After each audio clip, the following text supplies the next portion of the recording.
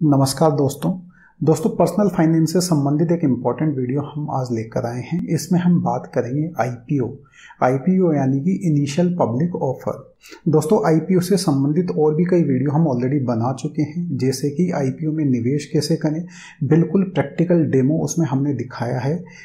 IPO जो है उसको अप्लाई करते टाइम क्या गलतियां ना करें, आईपीओ और एफपीओ में क्या डिफरेंस होता है, और आईपीओ जब ओवर सब्सक्राइब होता है तो उसके अंदर रिटेल इन्वेस्टर्स को अलोकेशन किस तरीके से होता है, और भी कई वीडियो। इन सभी वीडियो के दोस्तों लिंक आपको इस वीडियो के डिस्क्रिप्शन में मिल जाएंगे, तो आपने अगर अभी तक नहीं देखे हैं तो उन वीडियोज को देख सकते हैं। दोस्तों आज का जो आईपीओ से संबंधित ये वीडियो है, इसमें हम बेसिकली बात करेंगे कि आईपीओ में पैसा लगाने से पहले हमें किन इंपॉर्टेंट बातों का ध्यान रखना चाहिए। तो चलिए शुरू करते हैं। दोस्तों अगर 2021 की बात की जाए तो इसे ईयर ऑफ आईपीओ कहा जा सकता है, क्योंकि चाहे से कंपनियां हों जो आईपीओ ला रही है या जो इन्वेस्टर्स इंक्लूडिंग रिटेल इन्वेस्टर, वो सभी आईपीओज को लेकर बहुत ही ज़्यादा एक्साइटेड है, और कंपनीज और इन्वेस्टर दोनों ही इनमें बढ़ चढ़ के पार्टिसिपेट कर रहे हैं। कंपनीज की दोस्तों अगर हम बात करें, कुछ डेटा मैं आपको शेयर करना चाहता हूं। 2021 की जो 7 महीने जुलाई तक निकल चुके हैं, इसमें अभी तक 28 आईपीओ आ चुके हैं, मार्केट में लिस्ट हो चुके हैं, और इन्होंने मार्केट से 42,000 करोड़ रुपए जो हैं वो रेज किए हैं। इसके अलावा 34 जो है कंपनीज है, उन्होंने सेबी के पास अभी आईपीओ की परमिशन लेने के लिए, आईपीओ के लिए अप्रूवल लेने के लिए अपने डॉक्यूमेंट्स फाइल किए हुए हैं, और ये वेट कर रहे हैं सेबी के अप्रूवल का। 50 से ज़्यादा कंपनियां ऐसी है दोस्तों जो आईपीओ लाने का इरादा रखती है, और मार्केट में उन्होंने अपने इरादे जाहिर किए हैं। तो आप देख सकते हैं कंपनीज जो है उनको लग रहा है कि अभी बेस्ट टाइम है आईपीओ लाने का, और बिल्कुल सही भी है, क्योंकि अगर आप देखेंगे इंडियन स्टॉक मार्केट को तो अभी एक तरीके से बुल रन चल रहा है। स्टॉक मार्केट जो है बिल्कुल हाई पे चल रहा है। कंपनियों को लगता है कि अभी इंडियन स्टॉक मार्केट में कंपनीज के प्रति जो भी सेंटिमेंट है वो बहुत अच्छा है, और इन्वेस्टर्स जो है वो भी पार्टिसिपेट करना चाह रहे हैं। तो उन्हें लगता है कि अभी सही समय है जब हम अपनी कंपनी के लिए सही वैल्यूएशन पे पैसा जुटा सकते हैं। दोस्तों इसी तरीके का एक्साइटमेंट जो है आईपीओज को लेकर इन्वेस्टर्स का भी है, इंक्लूडिंग रिटेल इन्वेस्टर। इसको समझने के लिए भी हम अगर कुछ डेटा देखते हैं, अभी तत्व चिंतन का जो आईपीओ आया था दोस्तों 180 टाइम्स जो है सब्सक्राइब हुआ है। जोमेटो का आईपीओ 38 टाइम्स जो है सब्सक्राइब हुआ है। MTAR टेक्नोलॉजीज का आईपीओ जो है 200 टाइम्स जो है वो सब्सक्राइब हुआ है। तो ये साफ इंडिकेट करता है कि चाहे से कंपनीज हो चाहे से इन्वेस्टर्स हो, हर किसी का जो आईपीओज को लेके एक जो आउटलुक है बहुत ही पॉजिटिव है, बहुत ही एक्साइटिंग है। तो दोस्तों अब हम बात करेंगे कि एज ए रिटेल इन्वेस्टर जब हम किसी भी आईपीओ में अपना पैसा लगाते हैं तो हमें किन बातों का ध्यान में रखना चाहिए। दोस्तों सबसे पहली बात तो ये है कि हम सभी जानते हैं कि आईपीओ जो है इंडिया के अंदर अभी जितने भी आईपीओ आ रहे हैं, स्पेशली इस बुल रन के अंदर, ये सब बहुत ही ज़्यादा ओवर सब्सक्राइब हो रहे हैं, 150 गुना, 100 गुना, 200 गुना। तो यहाँ पे as a retail investor IPO मिलना जो है असंभव तो नहीं है, लेकिन मुश्किल ज़रूर है। कई लोग ऐसे हैं जो आईपीओ हर बार अप्लाई करते हैं डिफरेंट आईपीओज के लिए, लेकिन फिर भी मिलता नहीं है। तो अगर किसी को आईपीओ मिलता है तो यही कहा जा सकता है कि उसकी किस्मत है, और ये एक लकी ड्रॉ जैसा ही है। लेकिन फिर भी वॉट एवर इट इज, अगर हम आईपीओ में पैसा लगा रहे हैं तो हमें कुछ इंपॉर्टेंट बातों का ध्यान रखना चाहिए। जब हम आईपीओ में अपना पैसा लगाते हैं तो तभी हमें अपने दिमाग में क्लियर कर लेना चाहिए कि जो ये हम पैसा लगा रहे हैं ये जो है लिस्टिंग गेन के लिए लगा रहे हैं, या लॉन्ग टर्म के लिए इस आईपीओ को हम अपने पोर्टफोलियो में इंक्लूड करना चाहते हैं।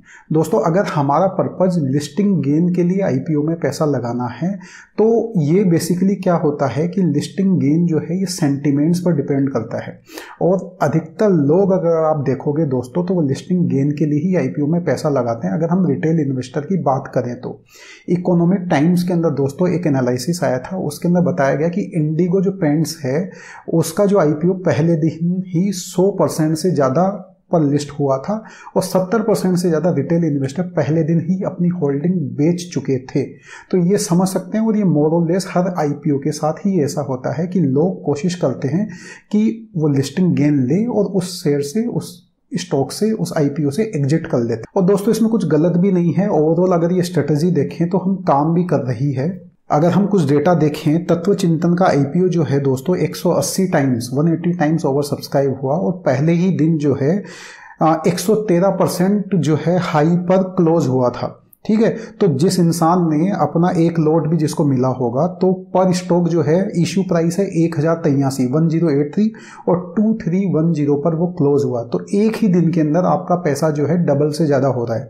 तो जो लोग लिस्टिंग गेन के लिए आते हैं तो उनके लिए ये स्ट्रेटेजी भी ठीक है कि अपना पैसा जो है लगभग डबल हो गया, अब इससे एग्जिट करो और जो दूसरा IPO आएगा अगर उसका सेंटिमेंट अच्छा है मार्केट के अंदर तो आप उसमें अप्लाई कर सकते हैं, मिलता है तो फिर उसके अंदर लिस्टिंग गेन लो और फिर एग्जिट कर दो। तो इस स्ट्रेटेजी पर भी बहुत लोग काम करते हैं। और एज फार एज सेंटिमेंट जो भी वो IPO है उसके प्रति पॉजिटिव है और मार्केट जो है वो सही चल रहा है और उस कंपनी के अंदर ओवरऑल कुछ प्रॉब्लम नहीं दिख रही है तो ये स्ट्रेटेजी ठीक है। इसी तरीके से अगर जोमेटो की बात की जाए तो वो भी 65% ऊपर पर क्लोज हुआ था लिस्टिंग डे वाले दिन। MTAR टेक्नोलॉजी जो है वो 88% हाई पे क्लोज हुआ था फर्स्ट डे। लेकिन दोस्तों कई बार इसके कुछ एग्जाम्पल्स हालांकि कम है लेकिन ऐसे भी एग्जाम्पल है जहां पर लोगों को फर्स्ट डे जो है कुछ नुकसान उठाना पड़ा। जैसे कल्याण ज्वेलर्स हालांकि बहुत ज़्यादा ओवर सब्सक्राइब नहीं हुआ था, केवल 2.6 टाइम ही ये सब्सक्राइब हुआ था और इसके अंदर फर्स्ट डे 13.45% लोअर पे ये क्लोज हुआ था। इसी तरीके से अगर SBI कार्ड्स की बात की जाए तो ये 26 टाइम्स सब्सक्राइब हुआ था और पहले दिन ही 9.5% जो है कम पर ये क्लोज हुआ था। यही हाल एंजल ब्रोकिंग का भी है जो लगभग 4 टाइम्स जो है सब्सक्राइब हुआ था और पहले दिन जो है 9.85% लोअर पे क्लोज हुआ था। तो दोस्तों वैसे अगर देखा जाए तो अधिकतर जो भी IPO जिनमें बहुत ज़्यादा ओवर सब्सक्रिप्शन आया है, जिनके प्रति सेंटीमेंट बहुत ज़्यादा पॉजिटिव था, वहाँ पर लिस्टिंग गेन अच्छा खासा मिला है। लेकिन कुछ गिने चुने IPO जैसे भी थे जिनमें बहुत ज़्यादा एक्साइटमेंट, बहुत ज़्यादा सेंटीमेंट पॉजिटिव नहीं था। हालांकि ओवर सब्सक्रिप्शन था लेकिन ओवर सब्सक्रिप्शन बहुत ज़्यादा नहीं था। अगर जोमेटो, MTAR टेक्नोलॉजी या तत्व चिंतन से कंपेयर किया जाए तो वहाँ थोड़ा बहुत घाटा भी हुआ है। तो ये तो बात हुई दोस्तों कि अगर आप लिस्टिंग गेन के लिए अगर इसमें पार्टिसिपेट करना चाहते हैं तो।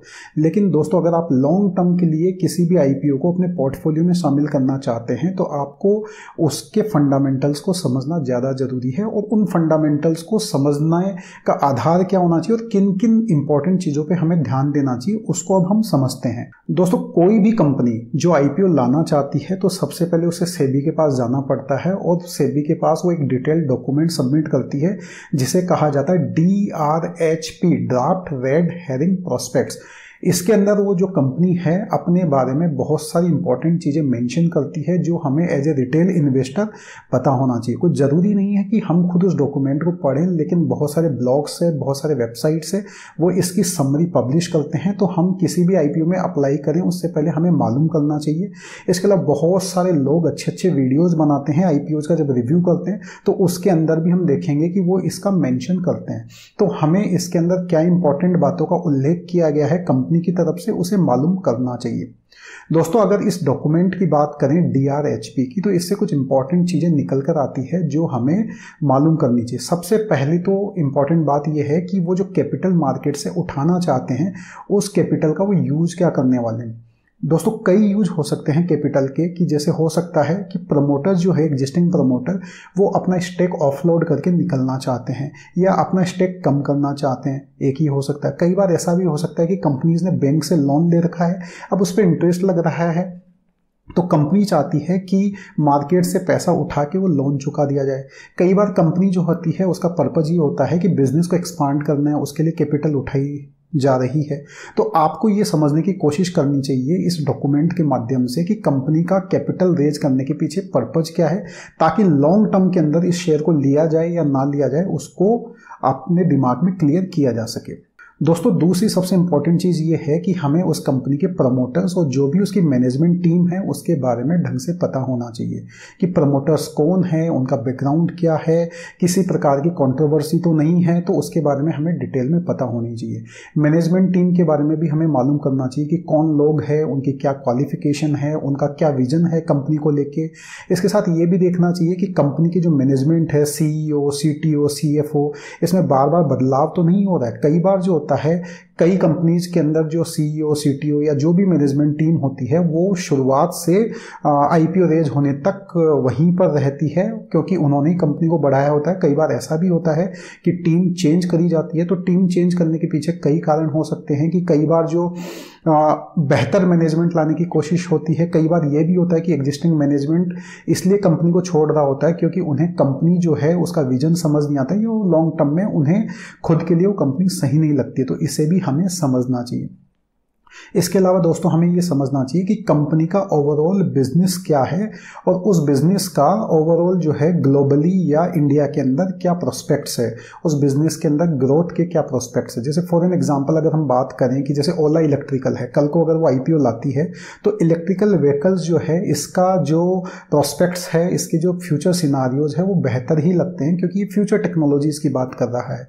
इसी प्रकार से अगर हम कोई इंटरनेट बेस्ड बिजनेस की बात करें या ऑनलाइन एजुकेशन की बात करें तो ये फ्यूचर के बिजनेस हैं और इनके अंदर निवेश करना जो है ज़्यादा आकर्षण वाला हो सकता है। तो हमें कंपनी के बिजनेस को समझना चाहिए और उसका फ्यूचर आउटलुक जो है वो समझना चाहिए। इसके अलावा हमें ये भी देखना चाहिए जो कंपनी जो है उसके फाइनेंशियल्स क्या क्या है, यानी कि अभी तक कंपनी ने कितनी कैपिटल रेज की है, कहाँ से की है, और अलग अलग टाइम पे जो कैपिटल रेज की है उस समय उस कंपनी की वैल्यूएशंस क्या थी, उस कैपिटल का अभी तक किया क्या है। इसके अलावा कंपनी के रेवेन्यूज़ क्या रहे हैं पिछले सालों में, उन रेवेन्यूज़ के अंदर year on year, quarter on quarter जो है क्या ग्रोथ रही है या नहीं रही है, प्रॉफिट वगैरह को भी देखना चाहिए हमें, है ना। Year on year and quarter on quarter ये सभी चीज़ें हमें देखनी चाहिए। लॉस वगैरह हो रहे हैं तो वो कितने हो रहे हैं, क्या वो लॉसेस बढ़ रहे हैं या कम हो रहे हैं, लॉस होने के पीछे के कारण क्या है। क्योंकि जोमेटो जैसी कंपनी की अगर हम बात करें तो ऑब्वियसली ये लॉस मेकिंग है, लेकिन ये कहा जाता है कि वो लॉस के पीछे का कारण है कि ये कस्टमर्स को एक्वायर कर रहे हैं और उससे फ्यूचर में फायदा होगा। इसके अलावा हमें दोस्तों DRHP में ये भी मेंशन होता है कि कंपनी के क्या कोई रिस्क फैक्टर्स है, यानी कि कंपनी पे कोई लिटिगेशंस, कोई मुकदमे, कोई कोर्ट केस वगैरह चल रहे हैं क्या, या कंपनी जो है इसके कोई डिस्प्यूट वगैरह चल रहे हैं क्या, या कोई लाइबिलिटीज़ है क्या। तो इन रिस्क फैक्टर्स को भी समझना चाहिए। इस DRHP में ये भी मैंशन होते हैं कि उन रिस्क को मिटिगेट किस तरीके से किया जाएगा, उन रिस्क को हैंडल किस तरीके से किया जाएगा, तो उन चीज़ों को भी हमें समझना चाहिए। इसके अलावा हमें ये देखना चाहिए कि उसी बिजनेस सेक्टर के अंदर जिसके अंदर ये कंपनी है जो आईपीओ ला रही है और कौन कौन सी कंपनियां हैं, उनकी क्या परफॉर्मेंस है। तो रिलेटिव परफॉर्मेंस को भी हमें कंपेयर करना चाहिए जब हम लॉन्ग टर्म के लिए किसी शेयर को ले रहे हैं। कई बार ये भी एक कॉन्सेप्ट दिया जाता है कि अगर कोई कंपनी जो ऑलरेडी लिस्टेड है और वो ये आईपीओ लाने वाली कंपनी से ज़्यादा बेहतर दिखते हैं तो लोग ये प्रीफर करते हैं कि आईपीओ लेने की बजाय सीधा सेकेंडरी मार्केट से उस बेहतर परफॉर्म करने वाली उसी सेक्टर की कंपनी के शेयर लिए जाएं। तो दोस्तों ये थी कुछ इंपॉर्टेंट बातें जो आईपीओ में पैसा लगाते टाइम आपको ध्यान रखनी चाहिए। उम्मीद करता हूं कि आप जो भी आईपीओ अप्लाई करें वो आपको मिले। आईपीओ से संबंधित और भी कोई सवाल हो तो आप प्लीज़ कमेंट सेक्शन में हमें बताएं, हम उसका जल्दी से जल्दी जवाब देने की कोशिश करेंगे। अगर आपको वीडियो पसंद आया तो प्लीज़ इसे अपने दोस्तों के साथ, अपनी फैमिली के साथ भी शेयर कर दीजिए। मिलते हैं अगले वीडियो के साथ, तब तक के लिए जय हिंद, जय भारत।